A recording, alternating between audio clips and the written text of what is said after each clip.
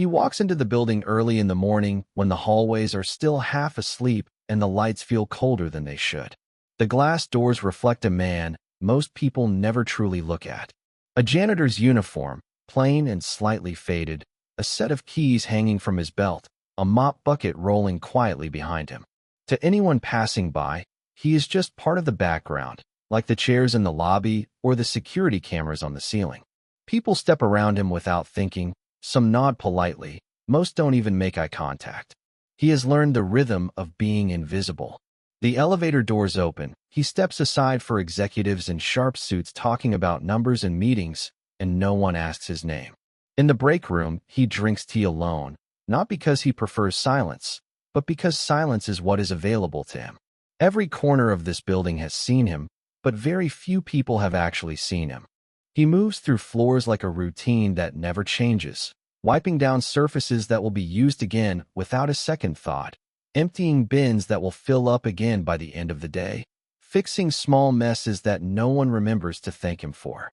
There is a strange discipline in the way he works, careful and precise, almost like someone trained for something far beyond cleaning floors. Still, nobody notices. To them, he is simply the janitor, a label that erases everything else. Even when he is standing right there, people talk over him as if he is part of the furniture. Once in a while, someone drops a casual complaint about maintenance delays or cleaning schedules in front of him, never considering that he understands every word, not just in one language, but in several. He listens more than he speaks, and when he does speak, it is short, polite, and carefully chosen. There are moments when visitors from different countries come into the building speaking languages that echo through the corridors, and he quietly understands every one of them without showing it. He lowers his eyes, keeps working, and lets the moment pass. The world around him is busy building assumptions, stacking them one on top of another like boxes that no one bothers to open. They assume he is simple because his job is simple. They assume he is quiet because he has nothing to say. They assume he is ordinary because no one has ever asked him otherwise.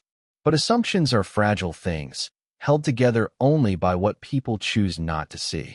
In this building of glass and steel, where deals are made in conference rooms and decisions are printed in reports, he remains a constant that no one questions and therefore no one understands. Even the security guards greet him with familiarity that stops just short of curiosity. He becomes part of the daily landscape, like the ticking clock in the lobby or the smell of fresh coffee in the morning. Yet behind his calm presence is a history no one has taken the time to uncover, a set of experiences that do not match the role he appears to play. He knows how to navigate conversations he is not supposed to be part of, how to understand accents that shift between continents, how to read meaning even when words are unfamiliar. But none of that matters here, because in this place, visibility is not about ability, it is about position. And his position has already been decided by everyone except him. The moment happens on an ordinary afternoon, the kind of afternoon when nothing in the building feels different from the day before. The elevators still hum up and down, phones still ring behind closed office doors, and people still move through the corridors with the same sense of urgency that never really pauses long enough for observation. The CEO is walking through one of the main hallways, accompanied by a couple of senior staff who are talking about performance reports and upcoming targets, their voices blending into the background noise of a company that never really slows down. He is half listening, half thinking about another meeting when something unusual cuts through the normal rhythm of the day. It is a voice, calm and steady, coming from near a storage area just off the corridor. At first, it does not stand out. People speak in different tones and accents all the time in a global company. But then the CEO slows down without fully realizing why. The voice changes language mid-sentence, not awkwardly or with hesitation, but smoothly, like switching channels on a radio. There is confidence in it, a kind of ease that does not belong to someone simply repeating phrases. The CEO pauses just enough to notice. Then another voice responds, and the man speaking shifts again, this time into a different language entirely. The cadence changes, the rhythm changes, even the energy of the conversation feels different, but the same person is carrying it all without effort. It is not just one or two languages being used casually. It is a flow, one after another, as if boundaries between languages do not exist for him in the same way they exist for everyone else. The CEO's attention sharpens. The people walking with him continue forward, still talking, still unaware that he has slowed down. He takes a few steps closer without interrupting, following the sound. What he sees is a janitor standing near a cleaning cart, speaking to a visiting contractor who looks confused but relieved to be understood. The janitor is not struggling, not searching for words, not translating slowly in his head. He is responding instantly, moving between languages as naturally as breathing. The CEO hears English, then Arabic, then French, then something he cannot immediately identify, all coming from the same person within moments. The contrast is so sharp that it feels out of place, like finding a complex instrument being played in a room where no one expected music. The contractor nods and smiles, clearly understanding everything being said, while the janitor continues speaking with quiet confidence, his hands resting lightly on the handle of the mop cart, as if nothing unusual is happening at all. Around them, the building continues its normal pace, unaware that something small but unusual is unfolding in plain sight. The CEO stands still now, no longer just passing by. His mind starts to register what his ears are telling him, but it does not immediately fit into any familiar category. Janitors do not usually speak multiple languages fluently, at least not like this, not with this level of control and ease. The thought feels almost uncomfortable because it clashes with everything the environment suggests about roles and expectations. He watches as the conversation continues, as the janitor shifts again, this time responding to someone else who approaches, effortlessly adjusting tone and language once more. There is no performance in it, no attempt to impress, just a natural state of communication that seems completely disconnected from the uniform he is wearing. The CEO feels something subtle shift in his attention, a kind of curiosity that pushes aside the usual flow of his schedule. The voices around him, the reports waiting in his office, the meetings lined up for the day, all of it fades slightly into the background as he focuses on a moment that was never supposed to matter, but suddenly does at first. The CEO tells himself it might just be a coincidence, something easy to explain away. Maybe the janitor is repeating phrases he has learned over time. Maybe he is assisting someone in a limited way. Maybe it is just the kind of surface-level multilingual exchange that happens in an international workplace. That would make sense.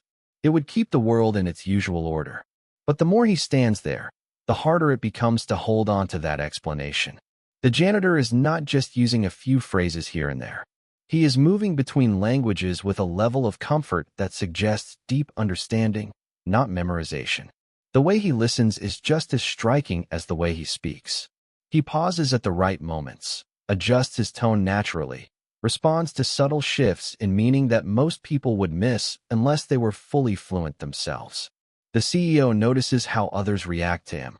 People from different backgrounds approach him without hesitation, as if they already know he will understand them.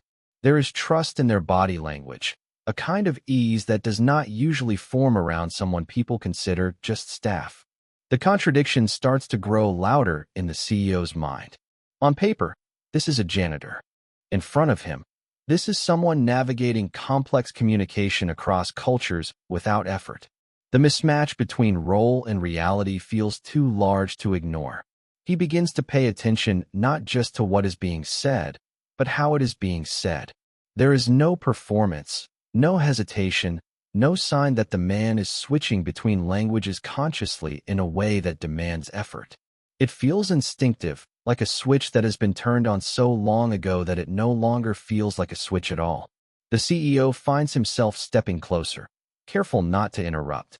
His presence is not noticed immediately, which in itself feels unusual. In most spaces of the company, his arrival changes the atmosphere instantly. People straighten up, voices shift, attention moves toward him. But here, near a storage corridor with cleaning supplies and service doors, the focus remains on the janitor and the person he is speaking with. That alone is enough to make the moment feel slightly unreal. One of the senior staff finally notices the CEO standing off to the side and stops mid-sentence, but the CEO raises a hand slightly, signaling silence. He does not want interruption. He wants to understand what he is seeing without distortion. The janitor continues speaking, now transitioning again into another language as a new person joins the conversation. The shift is smooth, almost invisible. There is no pause where translation would normally happen, no visible mental effort. It is as if the meaning exists first, and the language simply follows it. The CEO starts to feel a quiet tension forming in his thoughts. In every system he has ever worked in, roles define perception. Job titles determine expectations. People are categorized early and rarely escape those categories. A janitor is expected to clean, not to communicate across linguistic barriers with ease that even trained professionals might struggle with. Yet here that expectation is breaking in real time, without drama, without announcement. He watches the reactions of others again. A visiting supplier, clearly from another region, gestures uncertainly while speaking. The janitor responds calmly, even gently, and the supplier visibly relaxes. There is something about the way he handles communication that reduces friction between people. Misunderstandings seem to dissolve around him. The CEO begins to realize that what he is witnessing is not just multilingual ability, but a kind of social bridge that operates quietly in the background of the company without ever being acknowledged. The more he observes, the more difficult it becomes to separate the man from the role assigned to him. Every action challenges a small assumption. Every sentence weakens a quiet belief about what people in certain positions are capable of. The CEO feels a shift that is not yet fully formed into words, but it is there, pressing against his usual way of seeing the organization, the people in it, and the invisible lines that separate them. The CEO does not say anything at first. He simply watches, standing a few steps back from the corridor where the conversation is still unfolding. The noise of the building continues around him, but it feels distant now, like something happening behind glass. His focus stays fixed on the janitor, as if any movement away from that point might make the moment disappear or turn back into something ordinary. After a while, the conversation in the corridor begins to settle, and the people involved start to drift away in different directions. The janitor returns to his cart as if nothing unusual has happened, adjusting a cloth and checking his supplies with the same quiet routine he always follows. The CEO finally steps forward, slow and deliberate, not wanting to startle him or break whatever natural rhythm he is in. The janitor notices him approaching, looks up, and gives a small polite nod, the kind of acknowledgement given to anyone passing by. There is no sign that he recognizes the importance of the observer standing in front of him. That in itself makes the CEO more curious. In most situations, people react differently when they realize who he is. Even a brief interaction usually carries some shift in tone, some awareness of status. But here, there is none of that. Just calm attention, neutral and steady. The CEO speaks first, keeping his voice simple. He asks a basic question, something about the conversation that just took place. The janitor listens carefully, then answers briefly, still in that same polite tone. Nothing in his response suggests hesitation or surprise at being addressed. He answers as if it is natural to be part of such a conversation, even with someone clearly above him in rank. The CEO nods, but his mind is already moving beyond the question he asked. He is trying to understand what he just saw, and more importantly, who he is seeing. After a short pause, he asks another question, this time more direct, about the languages he heard. The janitor looks down for a moment, as if considering how much to say, then responds in a simple way, mentioning that he has learned different languages over time through exposure, travel, and necessity. He does not present it as something extraordinary. To him, it sounds like just another part of life. The CEO listens closely, but he can sense there is more beneath the surface. People do not usually develop that level of fluency casually. It requires time, discipline, and opportunity, things that do not often align with a job like this. That thought leads him naturally into the next question, this time about his background. Where he came from, what he did before working here. how he ended up in this role. The janitor pauses longer now, his expression shifting slightly, not uncomfortable, but thoughtful. It is clear this question carries more weight than the others. Around them, the building continues its normal rhythm, but the space between them feels more focused. The janitor finally answers, and in doing so, he begins to open a small window into a past that does not match his present. He speaks about different places he has lived, different environments he has been part of, moments where communication across languages was not optional but necessary for survival or work or connection. There is no attempt to dramatize it, no effort to make it sound impressive. It is simply stated, like facts arranged in order. The CEO notices how carefully he chooses his words, how little he says compared to what he could probably say. Each sentence feels like it has been filtered down from something much larger. The curiosity in the CEO deepens, shifting from surprise to a more focused kind of interest. This is no longer just about what the man can do in the present moment. It is about how a person with this kind of ability ended up in a position where almost no one notices him at all. The janitor resumes a small task while speaking, almost as if grounding himself in routine while answering questions about something far less routine. The contrast between the simplicity of his current job and the complexity hinted at in his background becomes harder to ignore. The CEO watches him closely now, not just as an employee in a surprising situation, but as someone whose path clearly holds more layers than anything visible on the surface. And the questions forming in his mind begin to shift from curiosity about skill to curiosity about the life that shaped it. The CEO doesn't rush the conversation. He stays where he is, letting the moment stretch naturally instead of forcing it into something formal or controlled. Around them, the building keeps moving the way it always does, but it feels slightly removed now, like it belongs to another layer of reality that he is not fully paying attention to anymore. His focus stays on the janitor, who has already returned to small routine tasks, hands moving automatically as he organizes his cleaning supplies. There is a calmness in him that feels consistent, almost practiced over years of being unnoticed. The CEO watches for a few seconds before speaking again, this time shifting the direction of the conversation away from what just happened and towards something deeper. He asks where he learned everything he knows. Not just the languages, but the way he carries himself, the way he understands people so quickly, the way he moves through conversations that most would struggle to follow. The janitor pauses again. This pause is different from before. It is not hesitation, but memory. Like opening a door he does not usually open. He continues working while speaking, as if it is easier for him to talk when his hands are occupied. He mentions places first, different countries, different cities where he has spent time working in environments that required constant adaptation. The CEO listens carefully, noticing how the story unfolds in pieces rather than a straight line. There is no dramatic introduction, no attempt to build suspense. Just fragments of experience that slowly begin to form a larger picture. The janitor speaks about working in international settings where communication was not just helpful, but necessary for survival. He describes situations where understanding multiple languages was the only way to solve problems quickly, where misunderstandings could cost opportunities or even safety. The CEO starts to realize that what he is hearing is not a rehearsed explanation, but lived experience, shaped by necessity rather than ambition. As the janitor continues, the tone of his voice shifts slightly. It becomes less about explaining and more about remembering. He mentions people he has worked with, different teams, different environments where he had to adjust quickly and learn on the move.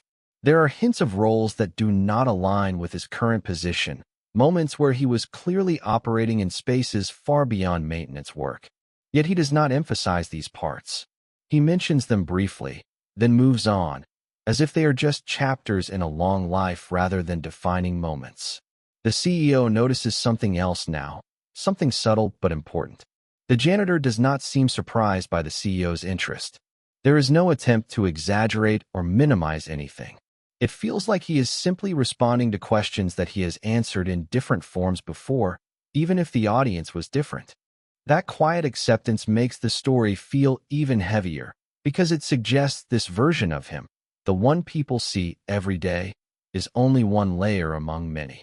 At one point, the janitor mentions a time when he had to act as a translator in high-pressure situations, helping people who could not understand each other reach agreements quickly. He does not describe it as heroic or special, just something that needed to be done.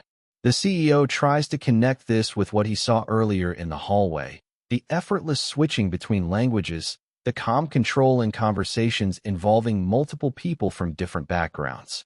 It starts to make sense in a way that is uncomfortable, because it reveals how much has been overlooked simply because no one expected it to matter. The janitor finally mentions how, over time, life circumstances changed, leading him to take whatever work was available, eventually landing in his current role. He does not express regret or frustration. His tone remains steady, but there is a quiet weight in the way he talks about transitions, as if they were shaped more by necessity than choice. The CEO listens without interrupting, but his thoughts are already moving ahead, trying to reconcile the gap between what this man clearly is capable of and what he is currently doing. The story being revealed is not dramatic in a conventional sense. There are no sudden twists or grand revelations. Instead, it is the slow unfolding of a life that contains far more depth than its surface position suggests. And with every sentence, the CEO finds himself less focused on the idea of surprise and more focused on the idea of misunderstanding, as if something important has been sitting in plain sight all along without anyone having the context to recognize it. The next morning feels different for the CEO, even before he steps into the office. The usual flow of his schedule is still there, meetings lined up, reports waiting for review, decisions that need attention, but something in his thinking has shifted. The image of the janitor speaking multiple languages without effort keeps returning, not as a surprising moment anymore, but as something that keeps pressing against how he normally understands people in his company. When he arrives at the building, he finds himself noticing details he would usually pass without thought. The way employees interact with support staff, the way certain people are acknowledged instantly while others fade into the background, the small invisible structure that decides who gets seen and who doesn't. The janitor is already there when the CEO arrives, moving through his usual routine, unaware of the weight the previous day has placed on him in someone else's mind. The CEO watches for a moment from a distance before approaching, but this time his presence is different. He is not simply observing anymore. He is questioning the structure around what he is seeing. When he finally speaks to the janitor, it is not with curiosity alone, but with intent to understand something larger than a single person. He asks about his work history again, but also about how the company has interacted with him over time, whether anyone has ever recognized his abilities, whether his skills have ever been used beyond his assigned role. The janitor listens, then responds carefully. He says that most people have always seen him in the same way, as someone responsible for cleaning and maintenance. He does not sound bitter, just factual. He explains that in most environments, people tend to assume roles based on appearance and job title, and once that assumption is set, it rarely changes unless something forces it to. The CEO hears this and feels the truth of it in a way that is uncomfortable. He starts thinking about how many people in his own organization might be in similar positions, defined narrowly by roles that only capture a fraction of what they are capable of. The janitor continues speaking, mentioning that he has often helped quietly when needed, assisting visitors, translating when situations required it, solving small communication gaps that would otherwise slow things down. But he never saw it as something that needed recognition. It was simply what made sense in the moment. As he speaks, the CEO begins to see a pattern forming, not just in this one person, but in the system around him. The company relies on people like this more than it realizes, yet rarely looks closely enough to understand their full contribution. Later that day, the CEO calls for a quiet review of internal roles, not as a public announcement, but as an internal request for information. He wants to understand how many employees are underutilized, how many have skills or experiences that are not reflected in their job descriptions. The findings begin to reveal small inconsistencies at first, then larger ones. People who speak multiple languages, people with technical training not being used, people with backgrounds that go far beyond the work they are currently assigned to. The janitor becomes a reference point in his mind, not because he is the only example, but because he is the most visible one that had been invisible until recently. Over the following days, the CEO starts changing how he observes the workplace. He does not announce anything immediately.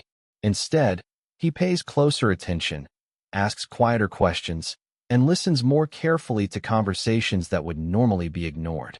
The janitor continues his work as usual, but now there are moments when others begin to notice him differently too. Small interactions change first, then gradually more people start speaking to him with awareness rather than assumption. The CEO does not rush to transform everything at once. Instead, he allows the realization to settle into the organization slowly, like something that needs time to be understood rather than imposed. What began as a chance observation becomes a broader reflection on how value is recognized and how easily it can be missed when it does not fit expectations.